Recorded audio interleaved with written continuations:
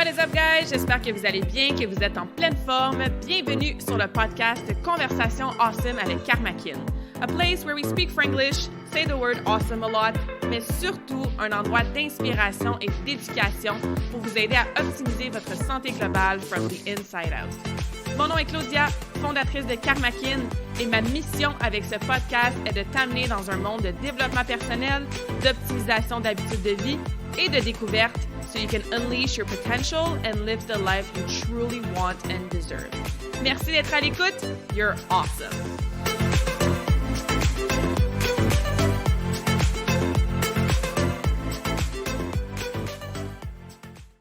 What is up, guys? On a une conversation spéciale aujourd'hui, épisode solo. J'aime bien alterner entre un épisode solo et après ça, une entrevue awesome avec mes invités who have been, let's be honest, awesome depuis le lancement du podcast. J'en ai plein d'autres à vous présenter dans les prochaines semaines, mais pour l'instant, comme je disais, on va faire un épisode solo, un special Q&A, donc questions du public. Dans les dernières semaines, j'ai posté des stories, j'ai posé des questions sur ma page Facebook, ma page LinkedIn, sur mon infolette. Si vous aviez des questions à me poser en lien avec n'importe quoi, parce que je voulais faire ce petit épisode-là spécial un peu pêle-mêle et répondre à vos questions précises. Vous avez été un petit peu silencieux, je m'attendais à avoir plein d'autres questions, mais c'est pas grave. Si la conversation d'aujourd'hui pique your interest, si tu as des nouvelles questions qui te viennent en tête, n'hésite pas à me les envoyer et on pourrait faire un deuxième Q&A dans les prochaines semaines si, comme je disais, vous avez des questions supplémentaires à me poser. Donc, on a quand même une couple de questions aujourd'hui qui m'ont été demandées par vous, les écouteurs ou les gens sur les réseaux sociaux ou les gens qui sont abonnés à mon infolettre. Donc, merci pour ceux qui ont envoyé leurs questions. Et le but de la conversation awesome aujourd'hui, c'est que j'y réponde. J'ai pas préparé les réponses. J'ai évidemment noté les questions que je voulais répondre aujourd'hui. Fait qu'on va y aller vraiment go with the flow. Je vais essayer de pas parler pendant 1 heure par chaque réponse. Il y a des réponses qui vont être un peu plus courtes que d'autres réponses qui vont demander, une réponse un peu plus longue pour que je puisse élaborer. Mais bref, j'ai bien hâte de vous répondre à ces questions-là, surtout que ça vient de vous. So, first question is, how did I know I wanted to be a coach? Comment j'ai su que je voulais être coach? En fait, j'ai toujours su que j'allais être coach. J'ai commencé à coacher des gens, j'avais, je pense, autour de 10 ans. Littéralement, j'étais assistante coach sur la glace en patinage artistique. J'ai parlé de mon processus de coaching et tout ça dans des épisodes de podcast précédents. Donc, n'hésite pas à retourner en arrière sur le podcast pour écouter ces premières conversations awesome-là. Donc, je ne vais pas répéter mon parcours puis comment je suis devenue coach. Mais pour répondre à la question comment j'ai su que c'est ce que je voulais faire, je l'ai toujours su, je l'ai toujours fait. Je me suis rendu compte rapidement que c'était vraiment powerful d'utiliser ma propre passion, mes intérêts, mes propres connaissances et les transmettre à quelqu'un d'autre pour que cette personne-là développe des habiletés, soit une meilleure personne, apprenne certaines choses, évolue, peu importe c'est dans quel domaine. Fait que moi, mon domaine, évidemment, ça a commencé avec le patinage artistique, ça a évolué avec toutes sortes de façons de coacher les gens, en entraînement, en santé, en nutrition, en mindset, récupération, en développement personnel même. Mais je trouve ça très, très powerful, gratifiant, l'impact que j'arrive à créer, de faire une différence dans la vie de ces gens-là qui utilisent mon coaching, qui sont inspirés, qui sont éduqués grâce à moi, les choses que je connais et les choses que je mets en pratique dans ma propre vie. Fait que ça a toujours été comme ça, j'ai toujours su que j'allais faire ça, je me suis jamais vraiment questionnée sur si je voulais faire autre chose. I was just always a coach in my heart, in my soul, in my mind, et ça l'a toujours été. Donc, réponse un peu rapide, mais parce que, comme je vous ai dit, j'ai toujours su, que j'allais être coach. Donc, il n'y a pas eu vraiment d'éléments déclencheurs. Je me suis pas perdue dans 3, 4, 5, 6 carrières différentes ou programmes différents. It's what I've always done, so for me, that's pretty easy to answer.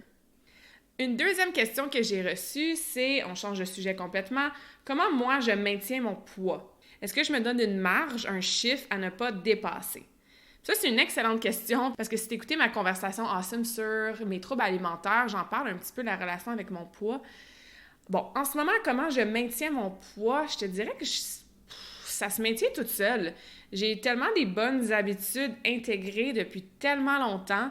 Je sais exactement quoi faire et quoi pas faire pour rester à ce poids-là ou plutôt à cette shape-là parce qu'effectivement, je me pèse pas vraiment souvent. Des fois, je vais faire des petits challenges de nutrition, je vais faire des plans en nutrition spécifiques où je vais tester certaines choses pour tester, parce que j'aime ça tester certaines choses. Et là, oui, je vais peut-être prendre mes mensurations, me peser, prendre même des photos, mais c'est bien, bien rare que je fais ça. Je vais me peser une fois de temps en temps, mais je connais tellement, tellement bien mon corps. Et comme je te dis, je sais exactement quoi faire dans mes habitudes pour avoir la shape que je veux ou dans laquelle je suis confortable, que c'est pas un effort nécessairement de maintenir mon poids. Encore une fois, si t'écoutais ma conversation awesome avec les troubles alimentaires, ben oui, j'ai monté mon poids sur la balance de façon assez importante il y a plusieurs années et j'avais reperdu ce poids-là quand j'avais travaillé ma relation avec la nutrition et la relation avec mon corps. Mais ça fait, je te dirais, quelques années que je me maintiens à, mettons, maximum une dizaine de livres de différence. 8-10 livres max. Fait qu'il y a peut-être des moments dans l'année que je suis un petit peu plus haut que mon poids, entre guillemets, le plus bas. Il y a des moments, par exemple dans l'année, parce que je fais un entraînement spécifique, que les gyms sont ouverts, que je suis un peu plus stricte avec ma nutrition, que là, le poids va descendre peut-être d'un 5-6 livres. Fait que je me tiens dans un barème, une marge, parce que c'était ça la question, si je me donne une marge à pas dépasser, bien, naturellement, je me tiens dans une marge de, c'est ça, 6 à 8 livres. Puis quand je suis dans cette marge-là, dans cette bracket-là, bien, je me sens super bien. Je sais que je maintiens mes bonnes habitudes. Je sais que physiquement, j'aime ce que je vois. Bon, encore une fois, c'est pas toujours le cas. I'm a woman. J'ai des fat days, des fois que j'ai l'impression que je suis trop grosse. J'ai des journées que je me sens trop musclée, puis là, je suis gênée de mes cuisses. J'ai des journées que je me sens pas bien dans mon corps, puis je me change 3 fois.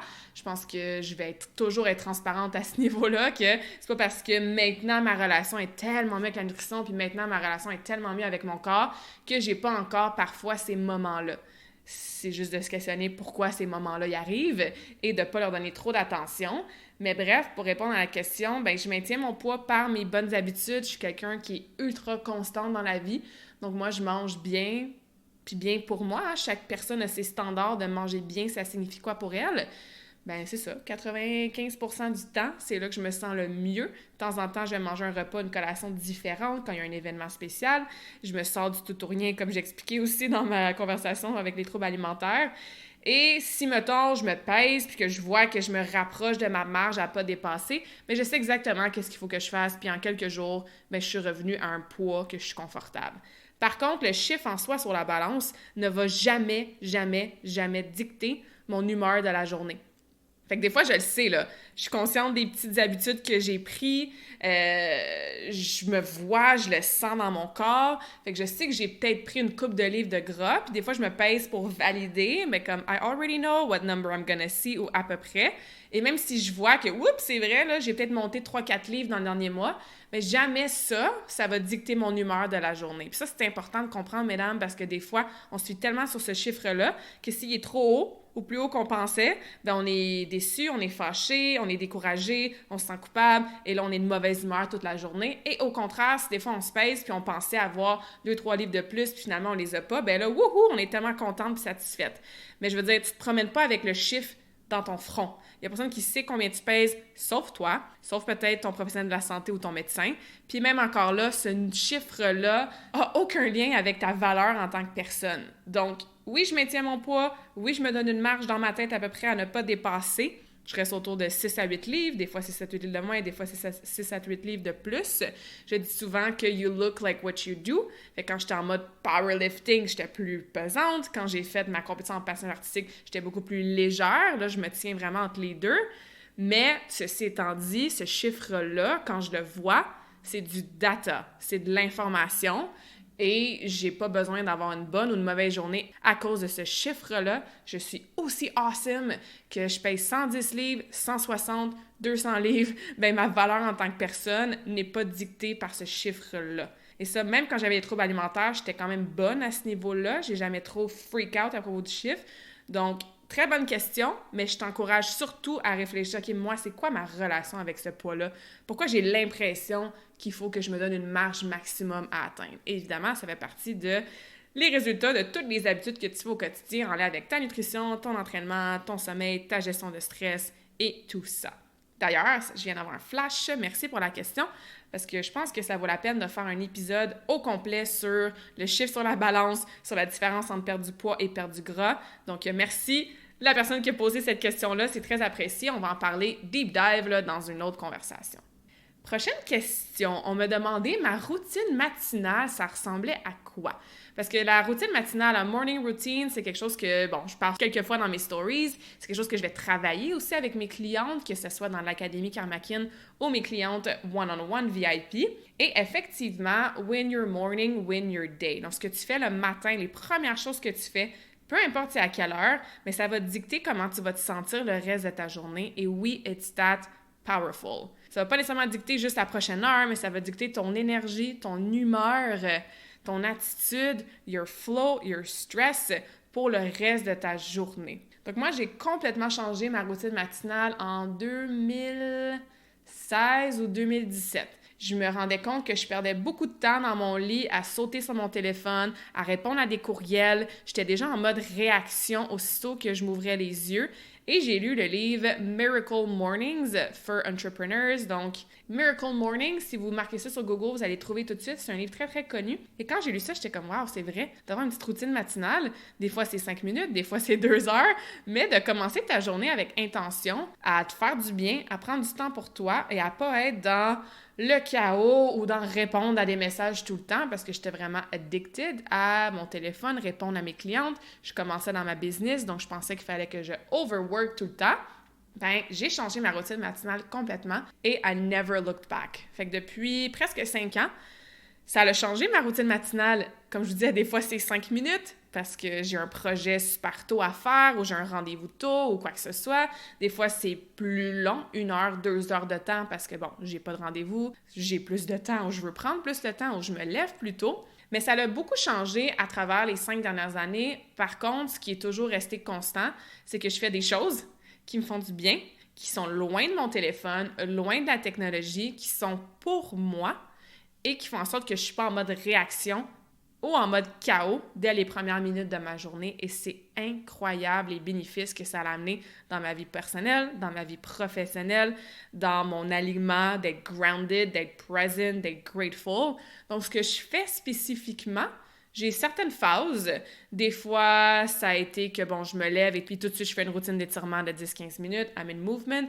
Des fois, je me réveillais et j'allais m'asseoir directement à mon bureau. Je prenais 5 minutes en silence et je faisais un 15 minutes d'écriture productive. D'autres fois, je reste dans mon lit puis je médite pendant 20 minutes. Donc, j'ai testé différentes choses dans les dernières années. Surtout, par exemple, quand je suis en voyage, hein, la routine matinale va changer quand tu es dans une auberge de jeunesse avec 3, 4, 5, 6 autres personnes dans ta chambre. La routine matinale change aussi quand tu as différents objectifs. Par exemple, quand je m'étais entraînée pour mon retour à la compétition en 2019, bien souvent, je patinais à 6h, 6h30 le matin. Donc non, je prenais pas le temps de méditer pendant une demi-heure et de faire 1 heure, 1 heure et demie de routine matinale. Donc, en ce moment, ce que je fais, qui est un non négociable, c'est, bon, je me réveille, je vais aux toilettes, mon chat va manger parce que mon chat a déménagé avec moi il y a quelques semaines et si on se lève pas avec elle, ben, elle ira pas manger. Donc bref, blague à part, ceux qui ont des chats, vous allez peut-être comprendre. Fait que je me lève, je m'en vais aux toilettes, comme ça mon chat sait qu'elle peut manger, je suis debout. Je prends toujours de l'eau tiède avec du citron fraîchement pressé et du sel. C'est comme mon petit morning mojo. Des fois, quand je fais des protocoles nutrition précis, mon Morning Mojo, il est plus élaboré que ça, donc il y a plus de choses dedans. Mais la version simplifiée, c'est ça. Je prends mon cellulaire parce qu'il n'y a aucune technologie dans ma chambre à coucher, donc je prends mon cellulaire et non pas pour regarder mes courriels, mais pour faire ma méditation guidée. Donc, je retourne dans ma chambre et en ce moment, j'aime bien faire ma méditation de retour couchée dans mon lit. Je pars à la méditation guidée parce que oui, j'aime bien faire ça guidée le matin. Des fois, je vais reméditer dans la journée ou plus longtemps, par exemple, dans la fin de semaine. Et là, ça ne sera pas nécessairement guidé, mais mes méditations matinales sont 99% du temps guidées. Donc, je vais sur le lien sur YouTube que j'ai sauvegardé. Ma coach en mindset, Brenda, m'avait fait une méditation personnalisée pour moi. Fait que bref, je vais arrêter les méditations, mais c'est toujours guidé. La durée va dépendre du temps que j'ai. C'est jamais en bas de 10 minutes et c'est rarement plus long que 30 minutes. Donc, 10 à 30 minutes de méditation à chaque matin, ça, c'est non négociable. Ensuite, je vais écrire dans mon journal. Donc, dans mon journal, ça dépend. Des fois, je vais écrire le plan de ma journée. Des fois, je vais marquer ce pourquoi I'm grateful for. Fait que je vais faire une liste de toutes les choses que je suis grateful for. Si j'ai un but, un objectif ou quelque chose que je veux manifester dans ma vie, bien, je vais l'écrire réécrire. I'll visualize it at the same time. Je vais faire mes affirmations. Fait que ça, c'est quand j'ai quelque chose de précis sur laquelle je travaille, que je veux qu'il arrive dans ma vie dans la prochaine semaine ou dans le prochain mois. Donc bref, j'écris 1 page, 2 pages, une demi-page. Encore une fois, j'ai pas vraiment de règles, mais c'est sûr que j'écris dans mon journal différentes choses. Et la troisième chose qui est non négociable, c'est de la lecture. Donc, je prends mon livre, des fois, même chose, des fois c'est 2 pages parce que j'ai pas beaucoup de temps, des fois c'est 2 chapitres parce que je suis pas pressée, mais je prends le temps de lire à tous les matins. Je lis des livres super variés. Le matin, ça a toujours rapport avec du développement personnel ou professionnel. En ce moment, je suis en train de lire beaucoup de livres sur la nutrition. Avant ça, je lisais beaucoup de livres sur la spiritualité, donc j'aime changer de thème régulièrement, mais je fais de la lecture active le matin aussi. Ensuite, souvent, c'est là que je vais faire mon lit, je vais sortir de ma chambre, tout ça, je vais me préparer. Souvent, j'ai mon workout le matin, donc je m'habille en linge de gym. Et là, je vais, en déjeunant, prendre mes courriels, mes messages, ouvrir mon ordi, faire un petit peu d'admin. Comme ça, je sais que ce qui n'a pas été fait la veille, je pars ma journée, puis tout ça, c'est fait. Mais c'est habituellement minimum 1 heure avant d'ouvrir mon cellulaire ou de regarder mes messages. Donc, j'ai vraiment 1 heure de mon temps le matin que ça m'appartient. C'est des choses qui me font du bien, qui me ground, qui font en sorte que je peux manifester des choses awesome dans ma vie. C'est du développement personnel, c'est du moment présent, du développement spirituel. And that's a non-negotiable. Quand je vous dis des fois, c'est 15 minutes, 5. Des fois, c'est 2 heures parce que je prends le temps longtemps de méditer, de lire, d'écrire dans mon journal, mais c'est non négociable. Je sais que je commence ma journée avec cette petite routine-là. Habituellement, je vais aller m'entraîner par la suite, mais moi, j'aime bien manger avant de m'entraîner. Fait que c'est ça, je vais manger, le temps que je digère, je vais faire un petit peu d'admin, répondre à mes messages, répondre à mes questions, commentaires sur les réseaux sociaux, m'assurer que la journée est planifiée, je sais exactement où est-ce que je m'en vais, et après ça, je vais faire mon workout. Fait que ça ressemble à ça, ma routine matinale en ce moment. Comme je l'ai dit, ça a changé dans les dernières années. Des fois, c'était pas nécessairement dans cet ordre-là. Il y a des journées que je vais m'entraîner plus tard, donc mon entraînement fait pas partie de mon morning routine. Il y a des fois des phases que j'incluais vraiment sortir dehors, aller prendre une marche ou juste voir le lever du soleil. Il y a des phases dans ma vie que je me lève à 6h45, d'autres que je me lève à 5h. Je me lève rarement à passer 7h, mais ça arrive. Je suis pas quelqu'un qui va se mettre une alarme. Mon alarme sonne 2, 3, 4 fois par année, maximum. Je suis toujours quelqu'un qui s'est levé tôt, donc pour moi, me lever tôt, c'est facile. En plus, maintenant, j'ai le facteur chat qui fait en sorte que je me réveille encore plus tôt. L'hiver, le soleil se lève plus tard, donc moi, je me réveille un petit peu plus tard. Fait que je me stresse pas à me lever à 4h30 ou à 5h30 à tous les matins. I just follow the sun, puis quand j'ai fini de dormir, j'ai fini de dormir. Et comme je vous ai dit, je suis habituée à me lever tôt, mais je me couche tôt aussi. Fait que bref, très bonne question parce que c'est important une routine matinale pour sa santé. Fait que je t'encourage toi aussi à te poser la question, OK, c'est quoi la première chose que je fais le matin? Est-ce que je clique sur snooze? Je clique. Ouais, peut-être que tu cliques. Est-ce que tu pèses sur snooze? Est-ce que tu te réveilles dans le chaos? Go, t'es dans le rush? Est-ce que tu jumps sur ton téléphone? C'est 3 habitudes qui sont vraiment nocives pour ton état physique, ton état mental le reste de ta journée. Est-ce que ça a besoin d'être 1 heure ta routine matinale? Non, mais ça peut être un petit 5 minutes en silence, dans la gratitude, avec une affirmation positive, and just like in a really high vibing state, tu vas certainement sentir la différence. Très bonne question. Prochaine question. How do I know everything that I know? Ça me fait rire, cette question-là. Comment je connais tout ce que je connais? Parce que effectivement, puis ça, j'ai eu la question, mais je me suis déjà fait poser régulièrement cette question-là. Comment je connais autant de choses sur des sujets variés? Bon, sujets variés qui ont tout rapport à la santé, mais comment je connais, j'ai ces connaissances-là sur autant l'entraînement, le corps humain, l'anatomie, la biomécanique, que la nutrition. Puis la nutrition, mon Dieu, c'est tellement large et j'ai encore l'impression que je connais rien dans la nutrition parce qu'il y a tellement à apprendre. Comment j'arrive à comprendre, puis à expliquer, puis à connaître des choses sur le développement personnel, le mindset, sur les chakras, les cristaux, développement spirituel, sur des façons de récupérer, sur des étirements, bref. J'avoue que oui, dans mon domaine, je connais beaucoup de choses et j'ai toujours l'impression qu'il y en a toujours plus à apprendre. Mais je te dirais que les 2 réponses principales à cette question-là, premièrement, c'est que I'm still learning every single day. Donc, à chaque jour, je lis, j'écoute un podcast, j'écoute une vidéo, je prends des notes, j'étudie, je révise des choses. À chaque jour, j'apprends quelque chose. Je suis toujours en mode éducation continue ou formation continue, toujours en mode je veux apprendre, je veux en savoir plus. Parce que, je suis passionnée. Quand tu es passionné de quelque chose, you want to know everything about it. You read about it, you research about it, you talk about it. Tu vas trouver vraiment des sources qui vont t'aider à apprendre plus de choses sur le sujet qui te passionne. T'en manges, t'aimes ça. Fait que c'est facile pour moi de justement m'acheter des livres sur la nutrition ou quoi que ce soit puis de les lire le matin parce que j'adore lire là-dessus, j'adore apprendre sur ces sujets-là.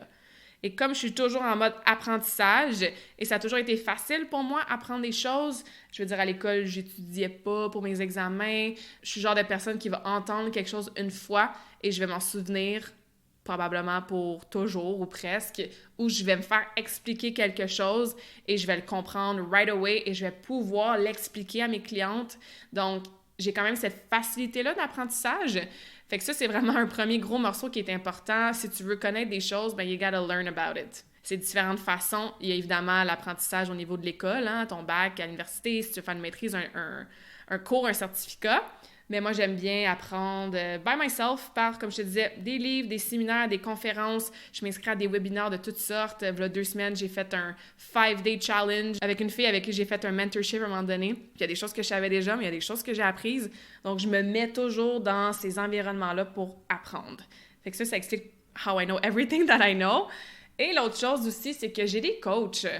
J'ai plein de coachs dans plein de domaines de ma vie et ça, je pense que c'est important de comprendre que c'est pas parce que tu es coach en nutrition que tu peux pas avoir de coach en nutrition.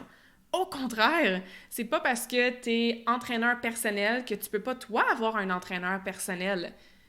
C'est tellement important de se faire coacher, de se faire mentorer, de se faire guider, d'apprendre par des gens à l'extérieur de toi qui ont peut-être plus d'expérience, plus de connaissances justement, qui ont travaillé avec une clientèle probablement variée ou différente de la tienne. And it's so, so, so powerful to be able to count on your coaches pour, évidemment, toi, devenir une meilleure personne, peu importe dans quel domaine tu as ton coach.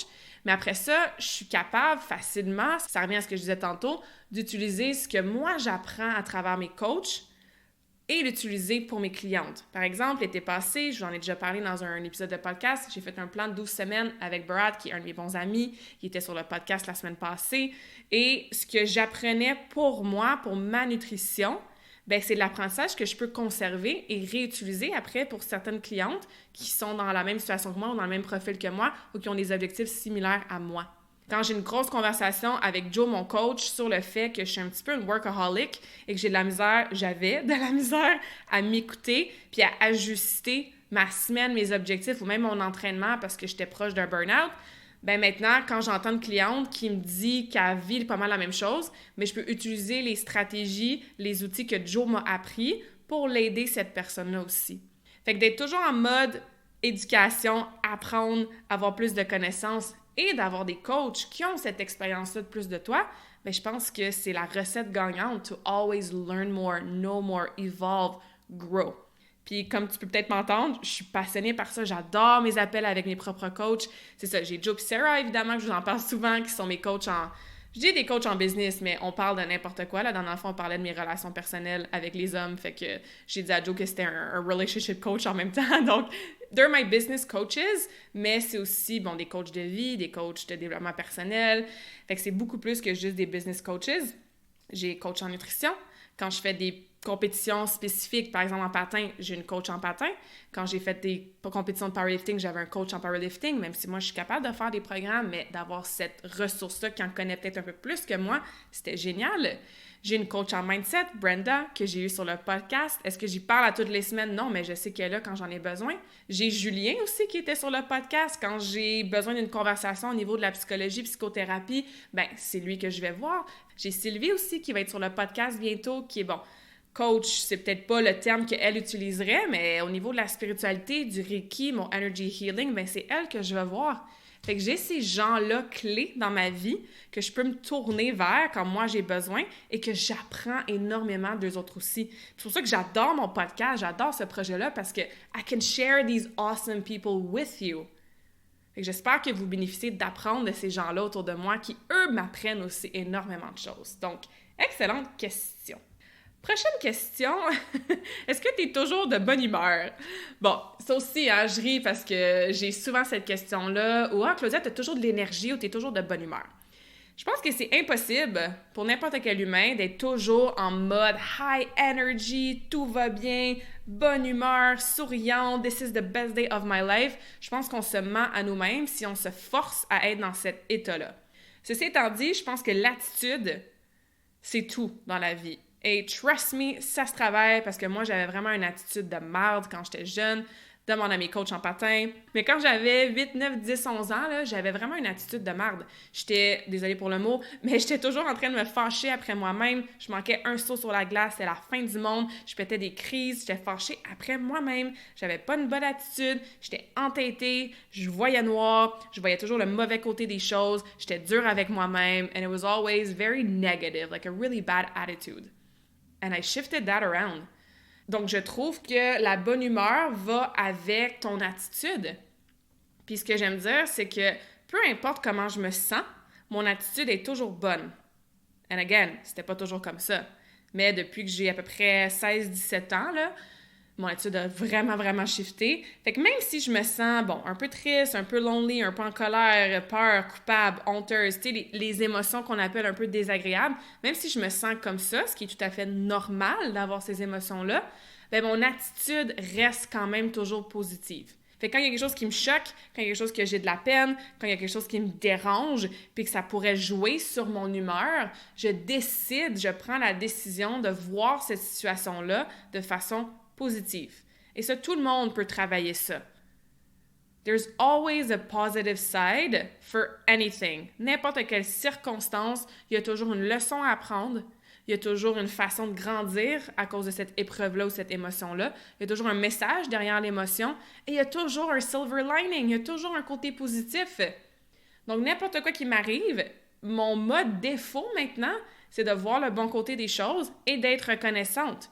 OK, peut-être qu'il pleut à Sia aujourd'hui, mais tout de suite, mon default mode, c'est comme, OK, c'est excellent pour la nature. Fait que ça joue sur mon humeur. Versus, je suis comme, il pleut, j'haïs ça, nanana. Puis j'étais comme ça avec l'hiver avant, mais l'année passée, j'ai pris la décision, non, je change mon attitude par rapport à l'hiver. Je ne chiale plus qu'il fait froid ou que j'ai froid. Et ça se fait comme ça, in one decision. Donc, est-ce que je suis toujours de bonne humeur? Bon, probablement pas, non, toujours, mais une bonne majorité du temps, oui, je suis de bonne humeur parce que je suis dans la gratitude. There's always something you can be grateful for. Et c'est prouvé que quand tu es reconnaissante, tu peux pas être fâchée, tu peux pas avoir peur, tu peux pas être dans la tristesse. Les vibrations de ces émotions-là sont tellement d'un côté et de l'autre du spectrum que quand tu te pratiques à toujours voir le bon côté des choses et à être reconnaissante pour ce que tu as et ce que tu n'as pas, justement, hein? We focus on what we have and we're grateful for it. Mais c'est impossible, tu peux pas être en colère en même temps.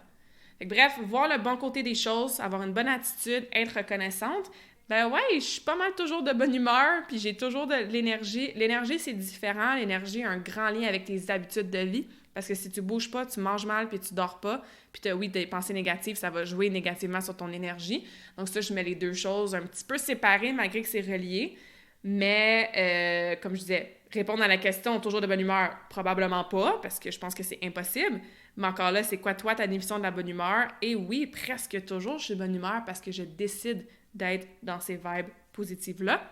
Et c'est possible pour tout le monde. Je vous le dis, j'étais la pire. La pire quand j'étais jeune. And I worked on it. J'ai travaillé sur moi. J'ai développé mon muscle du mindset positif. Donc, si t'écoutes en ce moment, t'es comme « Mais moi, il me semble que je suis toujours de mauvaise humeur. Puis il me semble que j'ai de la misère à voir le côté positif des choses. Il me semble que tout m'arrive. » Il y a probablement beaucoup de travail qu'il faut que tu fasses sur toi-même. Peut-être que t'es en mode de jouer à la victime. Peut-être que t'es en mode de penser que the worst is always happening to you. Peut-être que tu as de la misère, justement, à t'ouvrir puis à voir ce pourquoi tu es reconnaissante. Puis c'est pas des choses négatives que je te dis là, puis c'est pas de ta faute, mais c'est des choses que des fois, il faut prendre conscience et après ça, utiliser des outils comme avoir des coachs, comme aller en thérapie, comme lire des livres sur le sujet. The more you feed your mind and your soul with that, après ça, ça devient naturel et automatique d'avoir le sourire, d'avoir une belle énergie puis d'être de bonne humeur. Donc, c'est quelque chose de très facile pour moi, de très automatique. C'était pas inné, par contre. Alors, si tu écoutes ça, ne perds pas espoir. Ça peut évidemment s'améliorer et se travailler. La dernière question que j'ai eue, c'était « What do you struggle with at the moment? » Très bonne question. Donc, avec quoi j'ai de la difficulté en ce moment? Parce que c'est vrai que des fois, on se fait une idée, on suit les gens sur les réseaux sociaux, on suit des stories, on regarde des highlights de la vie de quelqu'un, puis souvent, on peut s'imaginer que cette personne-là, tout va bien dans sa vie, elle n'a pas de difficultés, everything is good, puis là, bon, on se compare, on devient self-conscious. Fait que j'essaie, moi, personnellement, d'être le plus authentique possible, c'est pour ça que j'en parle de mes troubles alimentaires, c'est pour ça que même encore, je vous l'ai dit que des fois, ouais, je me trouve grosse, puis je suis pas bien dans ma peau, c'est pour ça que je vous le dis que j'ai des coachs et tout ça, parce que we're all in this together, puis on est tous humains, puis c'est jamais rainbows and unicorns 24/7. Donc, faites attention quand vous comparez à, c'est ça, un feed Instagram avec juste les trucs positifs puis awesome qui se passent dans la vie des gens. Alors oui, j'ai des difficultés, oui, j'ai toujours des challenges. En ce moment, c'est une très bonne question.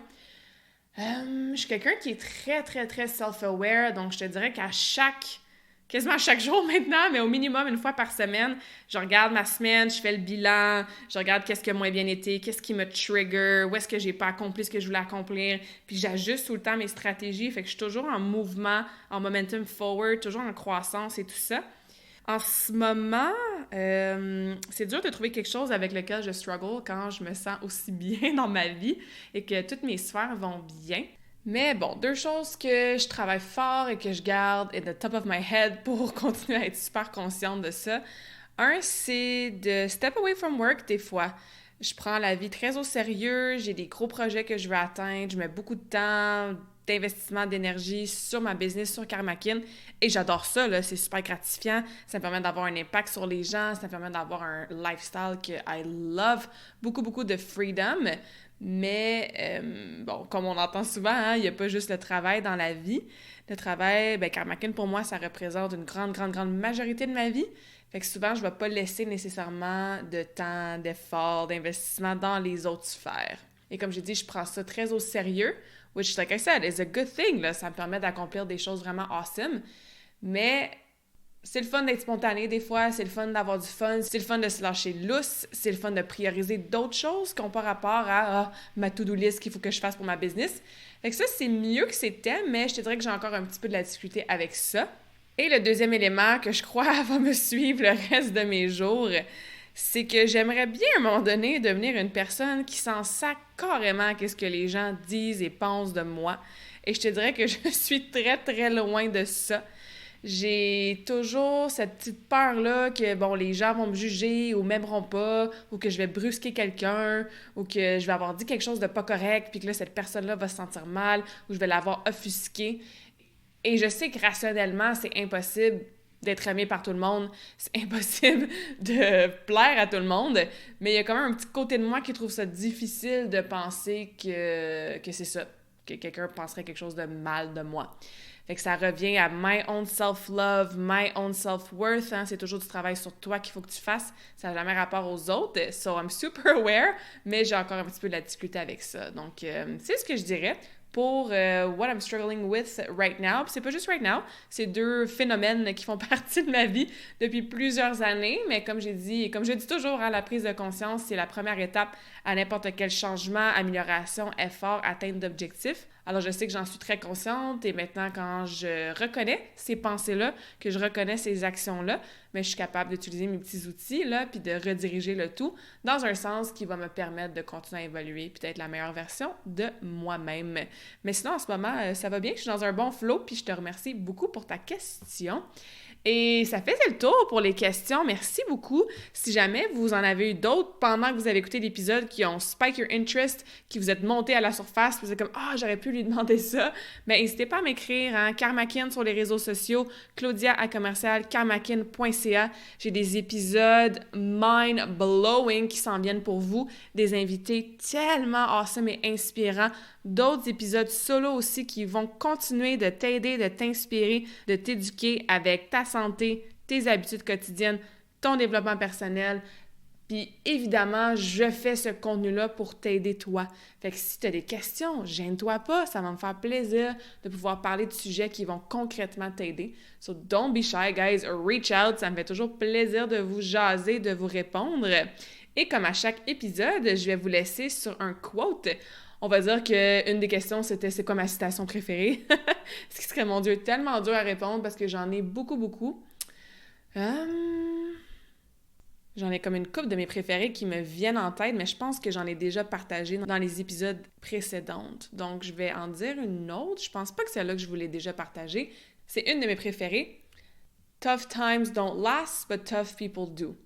Les moments tough, en fait, ça dure pas, mais les personnes qui sont tough, eux, ils durent. Encore une fois, ça se traduit pas super bien en français, mais je pense que, bon, avec la situation mondiale en ce moment, depuis mars 2020, peut-être qu'on passe à travers des nouvelles situations qui sont peut-être challengeantes, des ajustements qu'on doit faire, peut-être qu'on trouve ça tough à différents niveaux, peut-être que pour nos enfants, c'est tough, nos employés, nos collègues, mais tout est temporaire. Et même ces situations tough-là ne durent pas, sauf que toi, en tant que personne, your toughness, ta résilience, le fait que tu as été capable de passer à travers ces défis-là, bien ça dure puis ça va te rester pour toujours. So tough times don't last, but tough people do.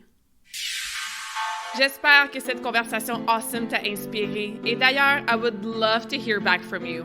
Rejoins Karmakin sur les réseaux sociaux and tag me in a post pour partager ce que tu retiens de cet épisode. Je serais vraiment grateful aussi si tu pouvais me laisser un rating and review pour le podcast. Ça me permet d'avoir un impact positif sur plus de gens comme toi. Merci beaucoup d'avoir été à l'écoute and until next time, je te souhaite une journée awesome!